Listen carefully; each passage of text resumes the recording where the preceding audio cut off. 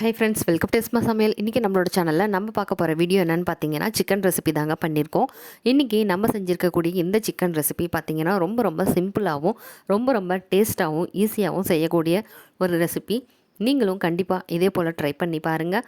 உங்கள் வீட்டில் இருக்க எல்லாரும் ரொம்பவே விரும்பி சாப்பிடுவாங்க. வாங்க இன்றைக்கி நம்மளோட சிக்கன் ரெசிபி எப்படி இருக்குன்னு பார்த்துடலாம். அதுக்கு முன்னே வடசட்டியில் கொஞ்சமாக கடலை எண்ணெய் சேர்த்துருக்கோம்.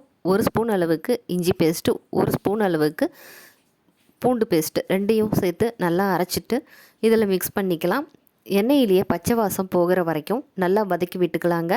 இது நல்லா வதங்கி வந்ததுக்கப்புறமா 2 மீடியம் சைஸ் தக்காளியை கட் பண்ணி எடுத்து வச்சுருந்தோம். அதையும் இப்போ இது கூட சேர்த்துக்கலாம். தக்காளி வந்து நல்லா எண்ணெயிலே சுருண்டு வதங்கி வரணும். அது வரைக்கும் நம்ம வதக்க போகிறோம். இது இப்போ 1 நிமிஷம் நல்லா வதக்கினதுக்கு அப்புறமா பார்த்திங்கன்னா நல்லா இது மாதிரி தண்ணி விட ஆரம்பிச்சிருச்சு. தக்காளியில் இருக்க தண்ணியெல்லாம் வெளியே வர ஆரம்பிச்சிருச்சு. அந்த ஸ்டேஜில் ஒரே ஒரு மீடியம் சைஸில் பெரிய வெங்காயத்தை இது போல் ஸ்லைஸ் பண்ணி எடுத்துக்கலாம்.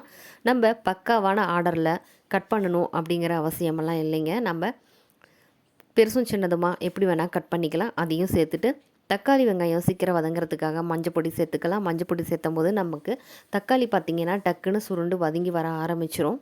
இப்போ பாருங்கள், தக்காளி வந்து மஞ்சத்தூள் சேர்த்துனதுக்கு உடனே நல்லா வதங்க ஆரம்பிச்சிருச்சு. இப்போது நல்லா சுருண்டு வந்துடுச்சு.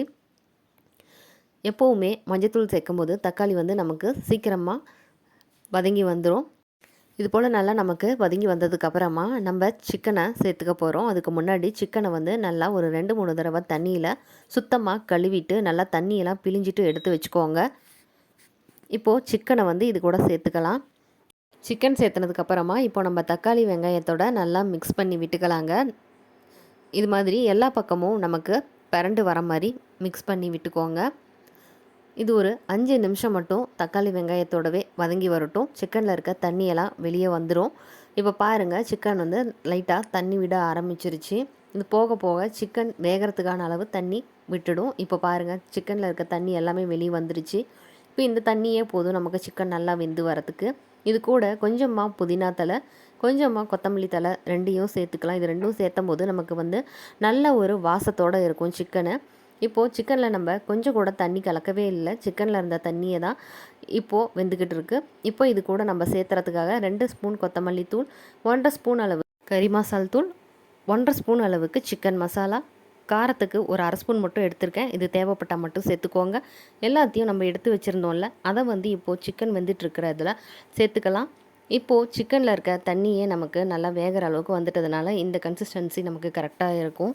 மசாலாலாம் சேர்த்துட்டு நம்ம நல்லா மிக்ஸ் பண்ணி விட்டுறலாம். கறியோடு சேர்ந்து மசாலாவும் நல்லா மிக்ஸ் ஆகி வரட்டும். அப்போ தான் நமக்கு வந்து எந்த பக்கமும் கட்டிகள் இல்லாத ஈவனாக ஸ்ப்ரெட் ஆகிட்டு எல்லா கறியிலையுமே நமக்கு ஸ்ப்ரெட் ஆகிட்டு வரும். இப்போது எல்லாமே நம்ம கலந்தாச்சு. தேவையான அளவு உப்பும் சேர்த்தாச்சு. இப்போது நமக்கு இது வந்து வேகிறதுக்கு கரெக்டாக இருக்கும். இப்போ ஒரு தட்டு போட்டு மூடி வச்சிடலாம்.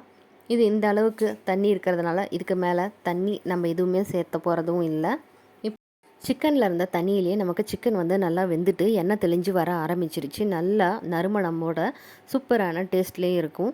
இப்போ நமக்கு சிக்கன் வந்து பக்காவாக ரெடி ஆகிடுச்சு. இது நீங்கள் வந்து ரைஸ் கூட, சப்பாத்தி, இட்லி, தோசை, பூரின்னு எது கூட வேணாலும் வச்சு சாப்பிட்லாம். அந்தளவுக்கு ரொம்ப டேஸ்ட்டாக இருக்கும். நீங்களும் கண்டிப்பாக இந்த ரெசிபி உங்கள் வீட்டில் ட்ரை பண்ணி பார்த்துட்டு எப்படி இருந்ததுன்னு உங்களோட கமெண்ட்ஸை மறக்காமல் எனக்கு ஷேர் பண்ணுங்கள். வீடியோ பிடிச்சிருந்தாலும் லைக், ஷேர், சப்ஸ்கிரைப் பண்ணுங்கள். தேங்க்ஸ் ஃபார் வாட்சிங் மை வீடியோ.